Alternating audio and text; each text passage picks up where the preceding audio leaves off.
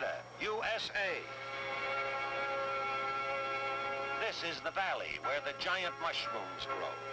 More atomic bombs have been exploded on these few hundred square miles of desert than on any other spot on the globe. Little bomb.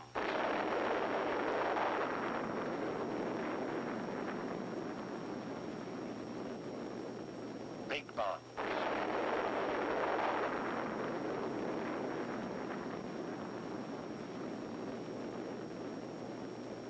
Low bursts.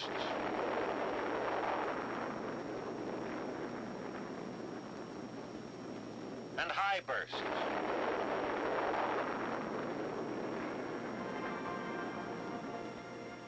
Within the last 2 years, 20 of these colossal blasts have echoed across the great barren stretches of the Southwest.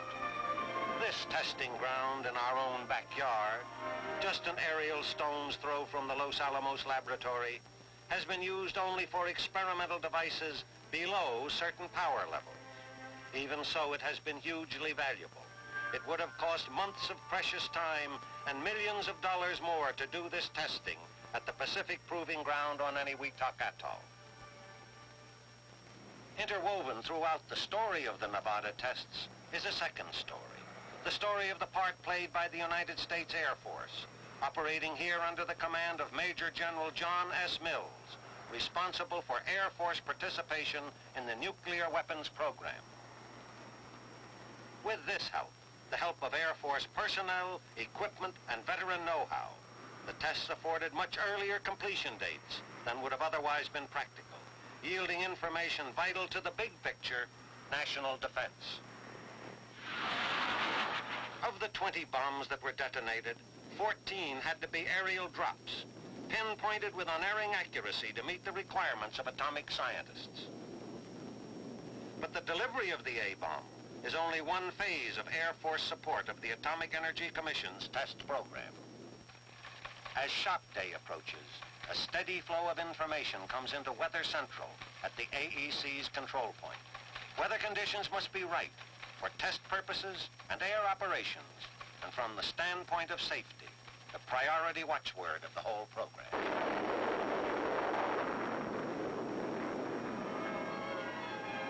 The next day, after 0 hour, we see the reason for this concentration on the weather job.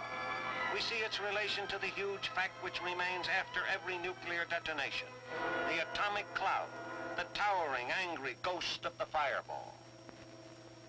The payoff is knowledge of wind speeds and wind directions.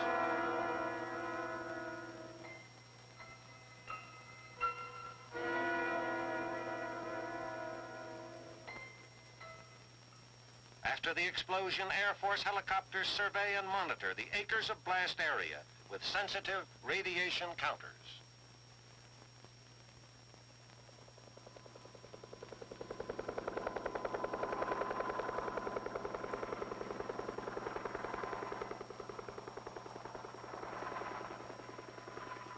Charting super hot areas, probing for usable approach lanes for bomb damage assessment teams. Another phase of the test program is called cloud sampling, the job of gathering specimens of the radioactive particles inside the swirling atomic cloud. This is necessary for scientists to analyze accurately what happened during the explosion.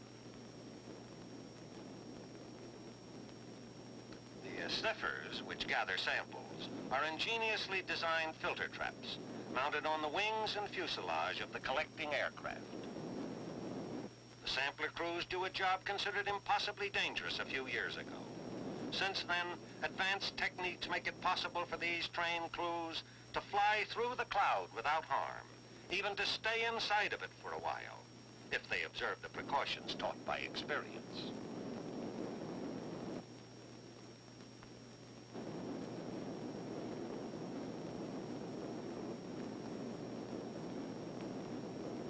In addition to the cloud samplers, as many as 40 other aircraft are aloft to handle special assignments each time an atomic test shot is fired. There are observation crews with ultra-modern cameras, other crews operating complex electronic recording devices, and of great importance, the men in the cloud tracking aircraft, which will follow the cloud hour after hour as it is carried cross-country by the wind, checking its spread, reporting every phase of its movements to a radiological control center. With this information, commercial airliners can be warned of the cloud path, and Air Weather Service can further refine its weather forecasting techniques. Any aircraft that has been used for cloud sampling or cloud tracking operations will carry traces of radiological contamination. The Air Force has only recently developed a method of washing contaminated planes which makes them safe and ready for service within 24 hours. Part of the benefit the Air Force gains from its cooperation in the atomic energy program is in the form of questions answered. What will be the effect of brilliant atomic light on the eyes of aircraft crews? To find out, flight surgeon volunteers sat before optical instruments in a flying laboratory to test their visual reactions to the actual flare of an atomic burst.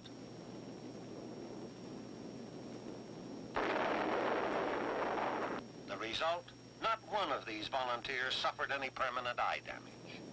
Thus, these flash blindness tests established reliable standards for protection against such intense light, which information was immediately passed on to the thoroughly interested civilian agencies. Now, another thing the Air Force needs to know. What are the effects of atomic blasts on its prime tools, aircraft?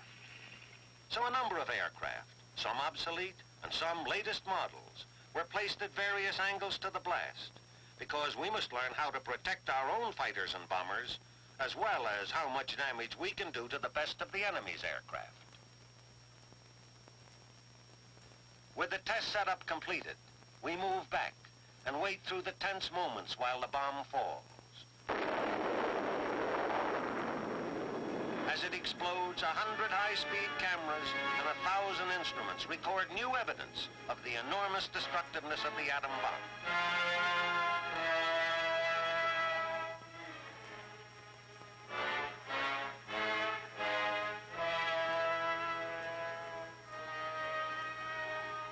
Later, we come back and study the results in detail, looking for the answers. Have fighters, built to stand greater stresses than bombers, sustained less damage? Have the ruggedly constructed jet planes fared better than the conventional aircraft? And the answers are here, in some lightly damaged aircraft and in others scorched and twisted wreckage.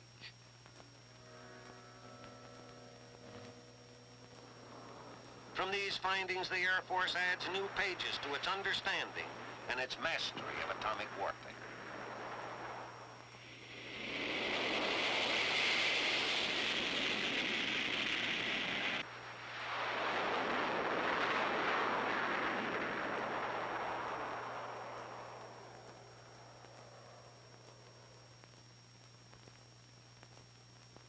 On the eve of a bombing run, an actual test drop, the air weather officer meets with top authorities for a final briefing.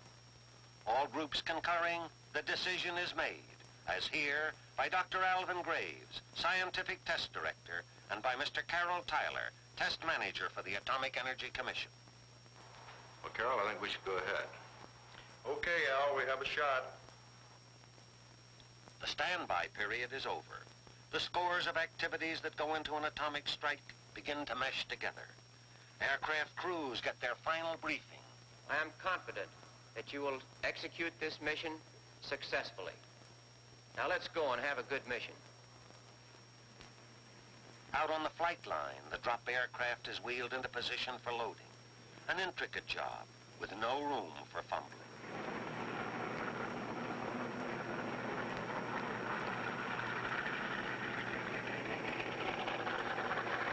This is no simulated mission. This is no dry run. This is the real thing.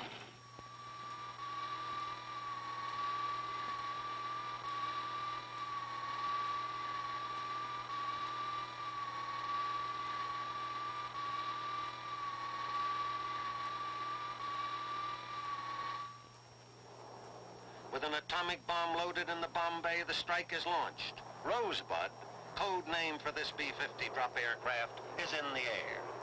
Three men in this plane especially share the heavy responsibility. The pilot,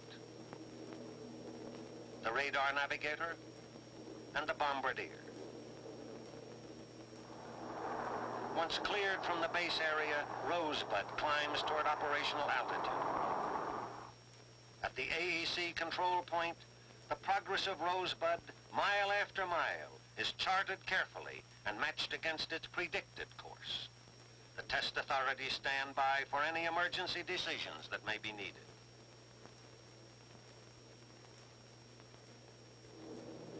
Rosebud is at bombing altitude, swinging in on the final bomb run. Turn in 5 seconds.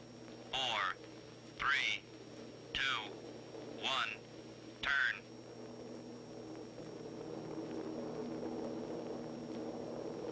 Okay, Bombardier, open the bomb bay doors. Give me a level.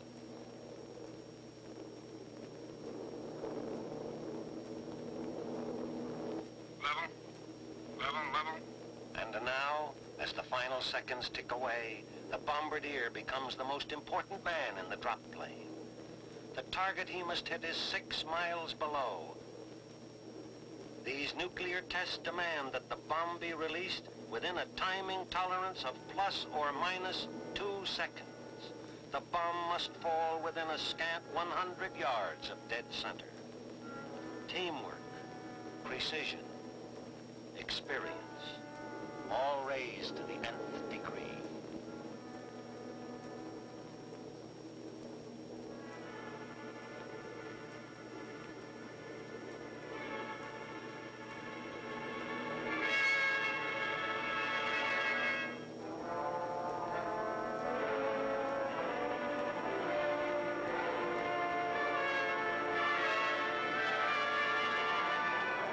Bombs away.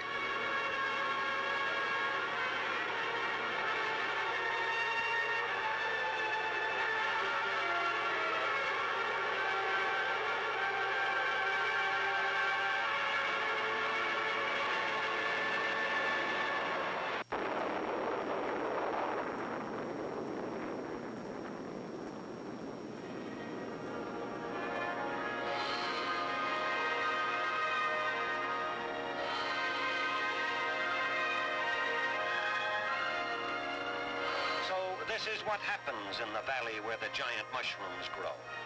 This, within security limits, is the part played by the United States Air Force in the Atomic Energy Commission's Continental Test Program.